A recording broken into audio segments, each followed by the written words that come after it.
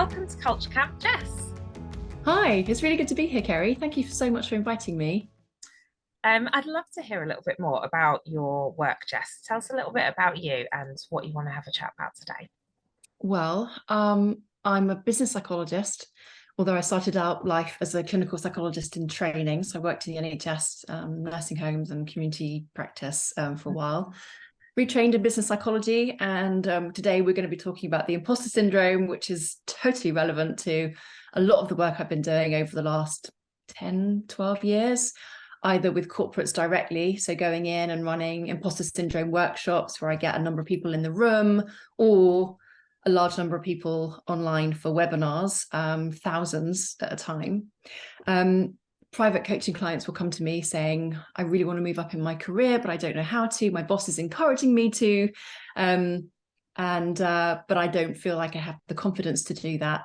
I personally have experienced imposter syndrome. I worked in financial services for a while. It's a really toxic environment in a couple of departments, not everywhere, but just a couple of departments I had to work within. And for me, I was such a young senior manager. I was 28 and a senior leader, and I just wasn't prepared for it. And there are lots of other things at play as well. So I'd like to kind of unpack the psychology of imposter syndrome as well today, if we have time. So that kind of brings me up to the present day. I'm also an author. I've written a book, no doubt I'll mention that later. Really enjoy helping people. I mean, it won't surprise you to hear that my book is called The Super Helper Syndrome, a survival guide for compassionate people. And I'll be talking about how some of us are more susceptible to imposter syndrome as well. I'm sure that will come up. So, yeah. So we're thinking about work cultures within Culture Camp and organizational cultures. And a lot of the focus is on the team, the organization, but what about the individual within that? I think that's where the imposter syndrome is a really important concept to think about and understand. So within an organization, why does imposter syndrome matter? Where does it come up?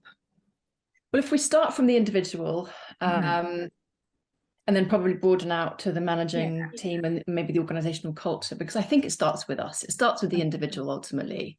You know, if I take my own case as an example of that, I was 28. I applied for a job my partner dared me to apply for. You know, that's that classic case. Yeah. It's so cliche, but because it's true.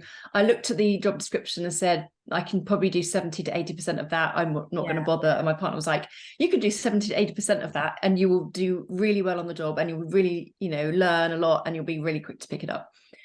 So I got the job, and then on the first day they said, by the way, we've increased your grade because you'll need to be speaking to people of a senior leadership around the area, around the country. And they won't speak to you if you're at that grade. So we've increased your grade, we'll increase your pay to match that. But also, you'll need to know that this is nice surprise on your first day. They give us and they take us away. It's like some really nice things in there. But my fear was already there. My fear was already present. And this is the thing. So for me as a psychologist, the imposter syndrome boils down to self-doubt. Yeah. And in fact, the women that coined the term, Pauline Clance and Susan Ives back in the 1970s, I think, I've got data in front of me somewhere, they called it intellectual self-doubt. But I've seen it in so many different variants of it in so many different ways. Sometimes it can even be applied to relationships. I don't think I'm good enough for this person. So I've come away from thinking about it just in simple intellectual terms and thinking about it as a personal infliction, if you like, that we can easily get over. Once we understand why we hold it, we can get over it. And there are a number of ways, and I'm sure we'll get to solutions eventually. But yeah, for me, it kind of boils down to just a lot of self-doubt. That causes the underconfidence and has a whole range of behavioral, emotional, and physiological consequences as well. Yeah. Well, let's get into that a little bit. What are the sort of signs and symptoms, do you think?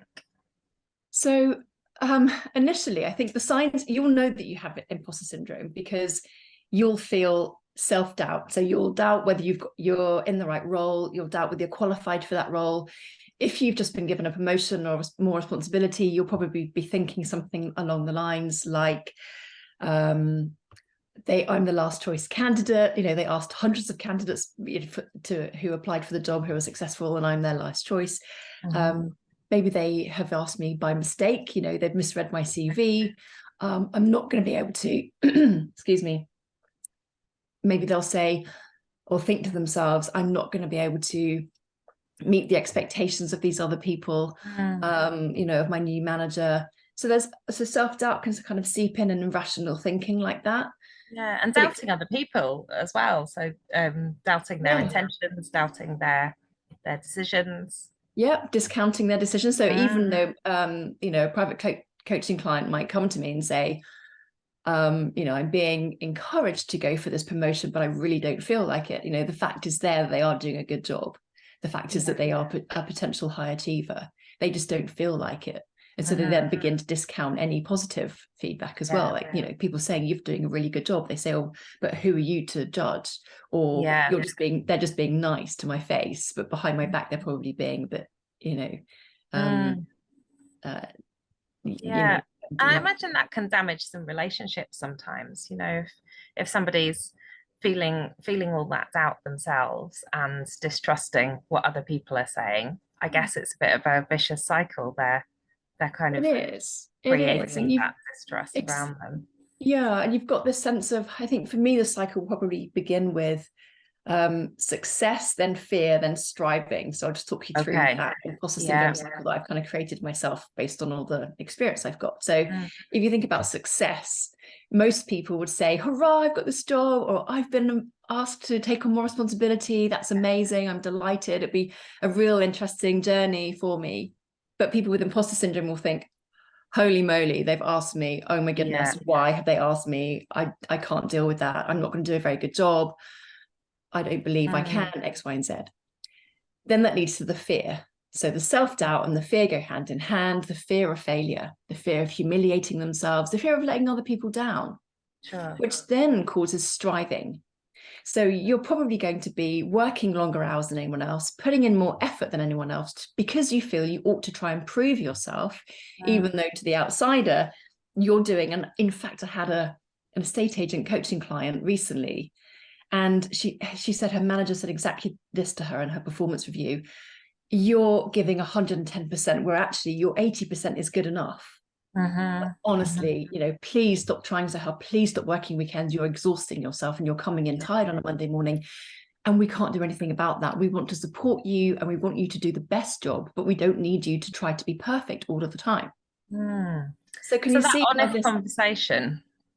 And then just to finish that little cycle then, what we get, Kerry, is you're coming away from striving, but because you're the one putting in all the effort, because you're the one seen to be working late and maybe even delivering other people's pieces of work, let's come to that in a second, you're then seen as the person who can. And what do?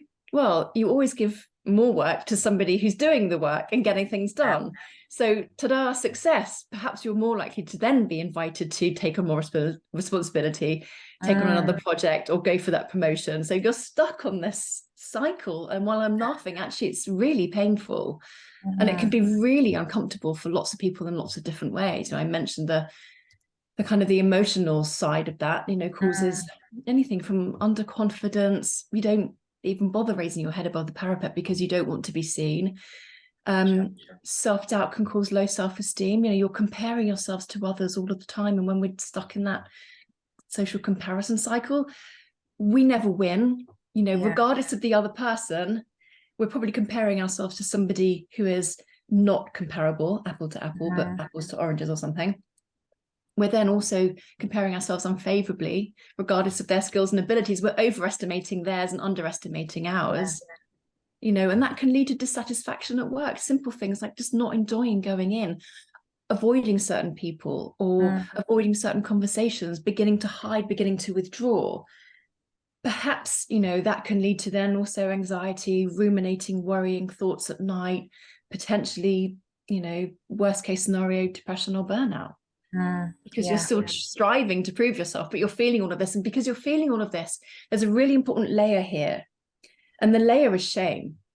I Mm. shouldn't feel like this. Everyone else seems to be able to cope with their workload, with the expectations upon them. And when we begin to feel shame, shame needs secrecy to stay alive. We don't tell Mm. anyone. I don't walk into work. I didn't walk into work for 3 years, and I had a small team of business psychologists as well. And not once did I ever say to somebody, excuse me, I feel like a bit of an imposter. I'm worried that you're going to tap me on the shoulder any second now and say you shouldn't Mm. be here. I'm Yeah. never going to say that. Why would I say that? Yeah. So the secrecy also kind of adds then to the pressure of shame, which makes the imposter syndrome feel worse and feel bigger. And Mhm. I mean, there's a whole mindset thing. I'm just going to make a note of the approach versus avoidance, because maybe we can come back to that. Sure. And don't make a note, I'll forget. Mhm. But there is a whole mindset that I help to train my coaching clients on some of the neuroscience behind this, and how we can get ourselves out of this habit, Yeah. and kind of break the cycle. Yeah. And I was talking to somebody the other day, and she was saying that she's at the moment experimenting with being the person in meetings that puts their hand up and says, "Sorry, I don't understand," or "Could you explain that a little bit more?" And she's experimenting with this not because she's always the one that doesn't know, but because she wants to model to her team that it's okay to say when you don't know, or when you want to know more, or when you need a different explanation. And I thought that was a great way of a leader supporting others to avoid this imposter syndrome. I wonder if there's any other kind of techniques that you think organizations or leaders can do to support their staff to avoid this. Yeah, I think that's a really key point. I wrote down the word sorry you just said there, because Mm. and obviously you're using that as an example. I would definitely move away from apologizing. Oh, good tip. Yeah, especially if all you're looking for is clarity. So you just show interest and curiosity. So that sounds like a really interesting idea. Can I just ask more? Can you paint that picture for me? Can you clarify how that would work? Because I really want to understand it from your perspective or your Mhm. team's perspective. And what would that mean for the rest of us? And how Yeah, can that we changes the dynamic, doesn't it, between it those two totally does. So people? you're still calling out, but you're not seemingly losing any face by doing so. You're not Sure. yet again on the back foot. You're not Mm. role modeling, apologizing when you don't need to, Yeah, nice. because generally speaking, women are much more likely to use the word sorry, or modifiers like I'm just Yeah. thinking, or can I just say, or do you think we should? Thinking about the language you use can be really important, because that has a really crucial role to play in how you not only how you come across, but how you feel in yourself as well. So it might be that you can role play reducing the amount of times you say sorry, but you do that in Mm. your family situation first. Always Yeah. practice in a safe environment, or with your friends. Notice, begin to log, becoming your own psychologist and analyzing the qualitative data. How often are Mm. you saying sorry or using modifiers to explain or express yourself where you don't really Yeah. need? Yeah, and you mentioned women there, and I think other marginalized groups, anybody that's not seen within leadership often comes across these kind of challenges around how do we how do we advocate for ourselves? How do we ask the questions that we need to ask? And it's almost trying to kind of control the other person's reaction or put us in the best light. Yeah. Um, so yeah, I can really see that interplay between how an organization might be offering information, for example, and how a person might be needing to request more or Yeah, yeah. exactly. And I can see how that will play out in team meetings. Mm, So who's leading the team? Is yeah, that team leader starting by saying, right, what's really going on for everybody right now? Where are you thinking? This is a project. Some consultants I know do like a temperature check on a blackboard. I've done this before on a mm, chart. Where is it? How are you feeling about what's going on right now? Okay, what are the things we haven't talked about so far, that burning yeah, questions? But doing so and creating an environment, it sounds really easy to say, doesn't it? But we all know mm, when you get into that meeting, and you don't want to be the first person to ask, you don't want to be asking a stupid question. yeah, So as much as a manager or a team leader might be able to set the scene, and I think you should be trying to, and I think you should be encouraging people to ask questions, and you yeah, could be saying, even using yourself as a key role model here, I think is really good way. Like, you were saying about mm, that example of the leader Yeah. asking questions themselves. I think that's really good to say, right, here are some of the things I was thinking about the weekend that we haven't yet discussed. Maybe we don't need to, but I'm going to write them down anyway. I'm just going to jot them down in a flip chart. And then it's kind of a free for all. If you're not, again, using something like a tool, like a flip chart where you're turning your back, even that physical maneuver in a room can then help people just fire stuff at you while you're scribbling it down, or a whiteboard or whatever you've got, that's more techie perhaps than a flip chart. But that's different than a different dynamic to all looking at each other along a boardroom table, or kind of, right, have you got anything to say? Oh, have you got anything to say? It's let's think of really crazy things that we haven't talked about yet that we're anticipating going wrong. So yes, the manager and the team leader can definitely do things like that to open the conversation. They can always also have one-to-one time with with members, and I think maybe with each member, so you're not seemingly pulling out any one person in particular. You could say, right, book in the 5-minute one-to-ones, and it can be like speed networking or speed dating, just like, right, how are things going? Quick fire. What are your major concerns that you haven't spoken about yet? I really want to know. So you can create that level of trust in the group setting, but also in an individual setting. Yeah. We use an approach called a dyad, which is paired conversations where people everybody sits in a line, and then there's a line of people opposite them, so everyone's got a conversation partner, and we'll set a question, and everybody on one side asks the question and then becomes the listener, and then the person speaks for an allotted amount of time, so 3 minutes. And then they move along the row, so they get a new conversation partner, and everybody gets to ask and answer the question maybe 3, maybe more times. And by the time you get to the second, third, fourth time of being asked the same question by a different person, you're really getting deeper into your meanings, what you really think. And it's a lovely way to open a kind of group session and build that trust between people. I think that's a great idea. I think if you can spend the time doing that, investing the time doing that, you'll uncover a lot about what's being what isn't being said. What isn't being said. Yeah. And it reminds me of I'm working with a couple of organizations at the moment. They're KICs and not-for-profits, and they're trying to adapt the teal organizational values. Do you know about that? So so the first thing you do is come in and talk about the tensions, what's really going on here. You're standing up maybe around a kind of cabaret style or cocktail style table, and you're just always allowed to, and more than that, encouraged to say what's causing tension right now. And there is no blame in this conversation. There's no finger pointing. It's just how you are feeling. And taking ownership of that. And then as a team resolving it, right, well, who can help? I need information from you, or I need that thing from you, or I need your support. You've done this before. Can you guide me through it? And suddenly you've got this beautiful problem-solving atmosphere, rather than one of secrecy and shame, where you're all afraid to speak up, but none of you really know what's going on, or what's just been agreed, or what's been said, or why. You've got this, really beautiful, trusting environment, and I think that's a huge part of the work I do. I mean, I'm creating this, and I'm working on the helping organization at the moment, and that's a new model to plug and play wherever, but it really is about tuning into people. It's about how do we use empathy for good and not so sometimes.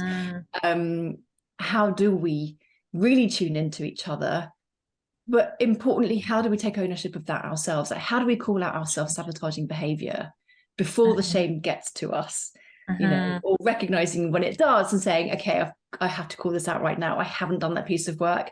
I know I should have by now. I know the deadline is tomorrow. I feel really bad. Who can help me? And that's, to be honest, that's where I've got to in the past with a number of different projects, particularly with my book. And my partner was so helpful. He was like, how's it going, Jess? How's the book proposal? And I'd say, it's fine. And then I'd say, oh, please stop asking. I'm working on it. And then I would say, oh, just stop talking about it. This is like months and months past, where I haven't done anything. And the shame is building and building and building. And I'm feeling like an imposter, because who am I to write a book? Sure. And then eventually I said, actually, I've done sweet FA. can you just help me? Can you help me organize my thoughts? Because at the moment I've got this beautiful mind map and I have no idea how it fits together. And he was Sure. thankfully more than happy to help, because, writing is one of his fortes anyway. Really good But example there, Jess. And I'd love to hear a little bit more about the book, because you mentioned working with not-for-profits and CICs. Um, and when we're thinking about helpers and helping organisations, I think they fall firmly in that category. So tell us a little bit more about the book. well, can I show it to you? Yes, show us the book. That's going to show up perfectly. But it's called The Super Helper Syndrome, a survival Yeah. guide for compassionate people. And in that, I mean, initially I wanted to write a book because I have, well, one of my irrational beliefs, perhaps irrational, is that I must help everyone. I want to help as many people as possible. And because I had coaching client after coaching client saying very similar things, like I'm a magnet drawn for really empathic people who are really good at focusing on others and not so good at focusing on themselves.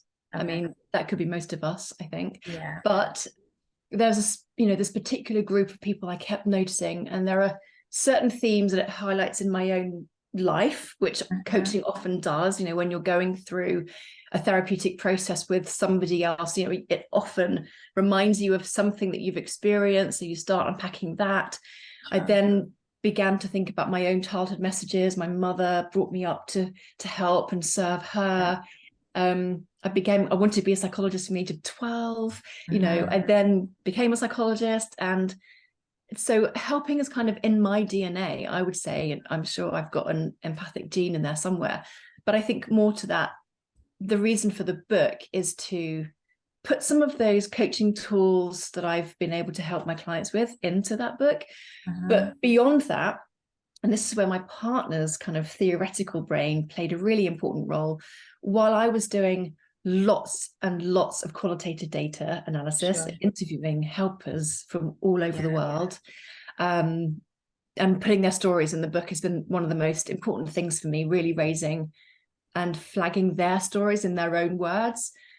At the same time, my partner was thinking, as a psychologist himself as well, okay, well, where are we as psychology? Where is psychology on altruism? Where are we? What do we think now about helping? And there are so few books on helping, even though it's fundamentally in most of our conversations, whether I'm having a conversation with you or my neighbor or a random stranger or a client on the phone, I'm trying to help in lots of different ways. So it became more and more apparent that this needed to be a juicy book, to kind of, it does two things, helps us really understand how helping works well and why it goes wrong. And my goodness me, I'll come back to imposter syndrome in a second.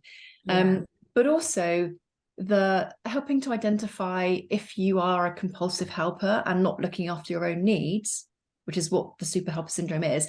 It's not a personality type, it's not a medical diagnosis, it's a state that you can find yourself in when you're feeling exhausted, exploited, resentful, self-critical because of your helping habits. Identifying the irrational beliefs behind them. For example, I must help everyone is one of mine. Another one that we highlighted from the data is I must help others to prove I'm a good person. Draw on this for our self-image. Well, I'm a good person, I must help that person. I can't just drive on by, or I must take more responsibility for them, even though actually it isn't my task. And they have their own family that can help them. I still feel a sense of responsibility and or duty for them.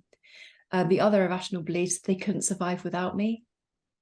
And this can play out in either relationships with one person or groups of people or groups of patients. And again, there are amazing and heartfelt, deeply moving experiences from people who I heard from in the interviews, and they're all drawn on in the book as well. And then the fourth and final one, all that compulsive helping is then coupled with the no needs belief, which, I mustn't have any needs. And that's, I think, the critical point, really. So the coming back into the imposter syndrome, though, to try and thank you for indulging me on that. The imposter syndrome can play out at work if you are helping other people. If you're so focused on helping others, for example, and I'm sure you've come across this perhaps personally or with others, and I've certainly have loads of friends who've experienced this as well as I have. You find yourself taking on other people's work, tasks, helping out. They might come to you with with little bits initially. Oh, can you just do this thing? Yeah, of course. But because Yeah. you're likely to say yes or come to you again and again and again, Yeah. that can lead to exploitation. Mhm. And you're doing all that work for them, but you're not getting any of the credit. So you Mm. can see other people getting promoted, other people getting responsibilities, other people getting an increased salary. A year and a half, 3 years later, you're still at the same position. Yeah. Yeah. I Now, think yeah, really good advice that I got once, which is such a simple thing, is when people ask you to find something for them, or when people ask you to do the thinking work, tell them how to do it. So if somebody says, oh, can you just send me that report? You can say, it's in this folder, go and get it. You're free to get it yourself. And doing that consistently, I think, has really helped me avoid becoming the person that takes on other people's stuff. yeah. So I think those simple things, we don't really get taught how to do those things in leadership training or development work, but Mm. actually they're really useful tools to set boundaries. They are, Kerry. I love that one. Boundaries is a massive thing, as you can Yeah. imagine, for anyone in this relationship where they are the giver. Mm-hmm. And they're not asking for anything in return, so they're getting very little in return, and they're not calling out their own needs. They might not even know what their own needs are, so they're Yeah. not being met either. And most of the time, what you might hear around boundaries, like just say no, just be able to just push back, just tell them no and stand your ground. But that is very Yeah. rarely the case. That's very rarely Very possible. hard to do that as well, especially if It's you're in some kind of hierarchy, or you've got some kind of team absolutely. dynamic. How can you Yeah. say no to your boss, when Yeah. it's your job to do certain things and an Mm. expectation is there? So in the book, I call out a number of different tactics that you can use. In fact, if you just Google super helper syndrome, you'll find a number of different articles from the Metro or the Right. Stylist or Grazia, and they've all called out some of these tips that I've written for Yeah. them. And they are things like, and building on what you've just said, how do you push back without saying no? So Mm-hmm. how can I buy time? Actually, I can't do that for you right now. But if you Mm-hmm. still need it by a Wednesday, I can put time in my diary. Yeah. So you're kind of diffusing the urgency, but you're not Mm-hmm. saying no, you Yeah. know. Maybe you can delegate. Maybe you can say, do you know what? I think Mary's just finished her big project. It Mm-hmm. might be worth checking in with her first. If she can't, then come back to me and I'll help find another solution. Yeah. So you could delegate. It's a bit cheeky, Mm-hmm. but it can work. Mm-hmm. Um, Yeah. And give other people the opportunity to step up as well. So it's, Absolutely. if you're the go-to, trying to spread that responsibility means you're also spreading that credit, I guess. And I think to that point, it is about dependency. If that person is Mm. becoming dependent on you to do their work or to be their Mm-hmm. rescuer or problem solver, you're inevitably maintaining that dependency. Mm. Whereas Mm. actually, a lot of the time, if when you do begin to push back, even though it's going to be difficult, it's going to come with a side order of guilt, which actually Yeah. is irrational, but expect the guilt and don't worry about feeling guilty. Mm-hmm. Just expect that to happen. It's a natural cause. There are things you can do about that. But it doesn't mean you should backtrack or start apologizing or go back and say, actually, I Mm-hmm. do have time. I can stay late tonight. Please don't do Yeah. that. But consider the dependency, because they're actually relying on you, and you saying, yes, I can do this, is preventing them from development as well, Mm-hmm. potentially. Mm-hmm.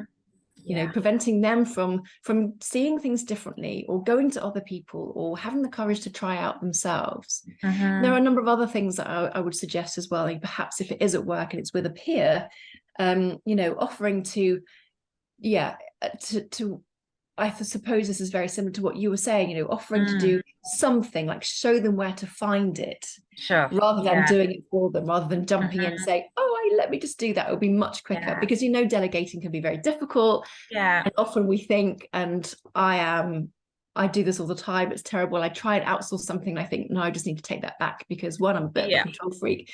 Two, I'm never satisfied.